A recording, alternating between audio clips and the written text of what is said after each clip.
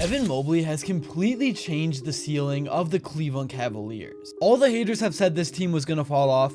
Everyone has been waiting for their performance to take a dip. But nope, it's not going to happen. And with how much Evan has evolved, this Cavs offense has a brand new identity and the spacing is off the charts. I've never seen a team play as good of a brand of basketball as the Cavs. And with the way the NBA is headed, it's really refreshing to see a team dominate playing the right way. They don't just chuck up 3 after 3. They move the ball around, they work it inside, and the chemistry is also just through the roof.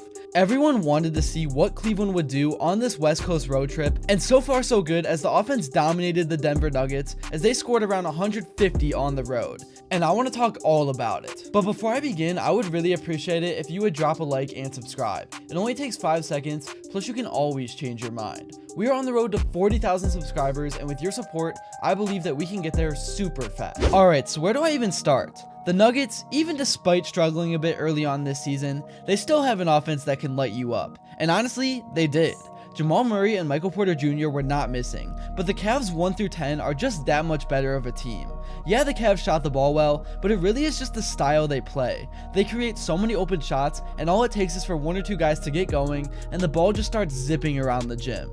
Tonight, Evan Mobley and Donovan Mitchell were absolutely phenomenal. Dean Wade really is starting to become a solid piece. You could tell the Cavs were missing something when he was out. He's been hitting a few big threes a game, and he is just a big body that provides a lot of length. His defense is beyond underrated, and Donovan Mitchell constantly talks about it. Another guy that is just so underrated that I hope gets into the All-Star game is Jarrett Allen. I know every now and then he will have a stinker, but his presence has still been the backbone of this team defensively. I know Evan Mobley is the guy that is taking over and dominating in the paint, but Evan Mobley could not be Evan Mobley without Jarrett Allen. Knowing he's got him behind has allowed Evan to be aggressive and play a lot more free. The Cavs would not be able to play at this level without Allen, and I hope the league gives him his recognition. And just in general, it pisses me off so much how unrecognized this team goes. The NBA truly did not expect and did not want to see Cleveland be this good. I mean, they are never on national TV, they never get posted on social media, they didn't get a Christmas game, they did a whole day of Christmas coverage, and I don't think the Cavs even got mentioned once. I know staying under the radar is great for this team, but still, could you imagine if the Knicks or Lakers were 27-4? It literally would be talked about for hours on all the talk shows. But the Cavs get absolutely zero attention, and it's gonna show in the All-Star voting. The Cavs deserve to have 4 All-Stars, but you watch, they will only get 2. I already know how this is gonna go. But one thing's for sure, Evan Mobley is an all-star starter. I thought we would see a day where he could start knocking down his threes, but I did not expect for everything to happen this fast. And he's not only just knocking down his open threes, he's looking to shoot. Coming off screens, he's always ready to fire it up there, and when he started hitting tonight, the Nuggets just looked defeated. They knew they would not be able to step up and guard him, cause then the other guys would have had free looks at the basket. When Mobley is spacing out the floor, the offensive formula is unstoppable, and it's fun to watch. Michael Porter could not keep up with Evan at all. It was kind of funny to see, all he could do was foul. Moving on, let's talk about some of the other guys. Darius Garland was all over the place in this game. Westbrook could not keep up with him. The floater after wrapping around the screen was there all game long. Garland had 25 points and 7 assists, and the crazy thing was that he had 4 steals. That's what I meant by he was all over the place. He was reading the passing lanes and was getting anywhere on the floor that he wanted to at any time. And this was a bad shooting night by his standard too. The entire core 4 had over 20 tonight. It was an even distribution of domination. Donovan Mitchell had 33 points on 10 of 17 shooting, and he had 5 rebounds with 6 assists as well. Beautiful basketball from him, and he was one of the guys that studied the ship with a couple of big threes early on when the Nuggets were not missing from deep.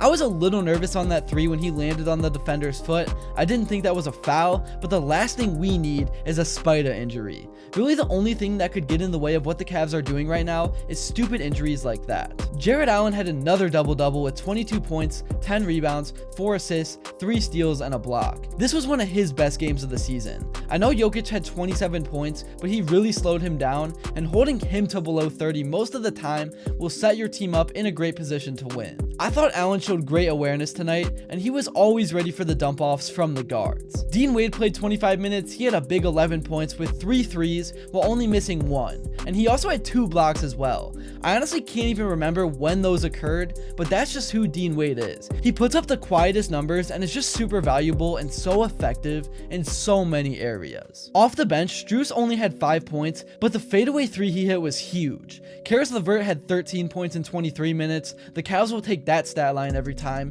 and he also had 3 rebounds and 3 assists as well. And then Sam Merrill stayed hot with 9 points. It really does seem like Sammy is back, and when he's going, it once again just adds another element to how deep this team is and what they can do. So overall, complete offensive domination from start to finish. This was the most points scored in Cavs history in a road game, and Denver is always a tough place to play.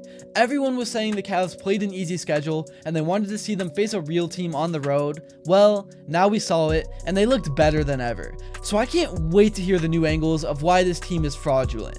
And if they can't score at this pace, when Isaac Okoro does come back to provide a little more defensive help, man, this team legit might be unbeatable. But I can't really complain about that injury because Cleveland has been fortunate so far with being healthy. And that has been a huge reason why they have had the success they've had. I really don't think most of the struggles last season were because of anyone in particular. The core 4 just could not stay out on the court together at the same time.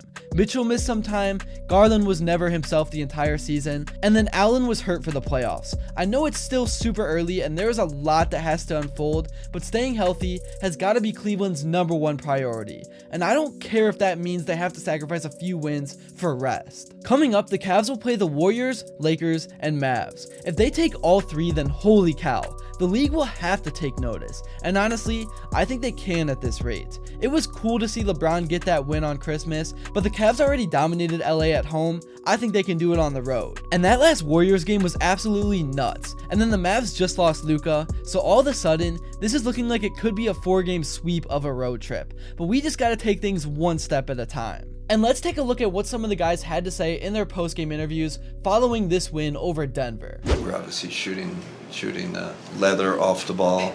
I mean, that was an impressive shooting performance. So that was good. I mean, offensive execution was good. Guys playing with the pass. Defense a little concerning. Not to go on a negative side, but.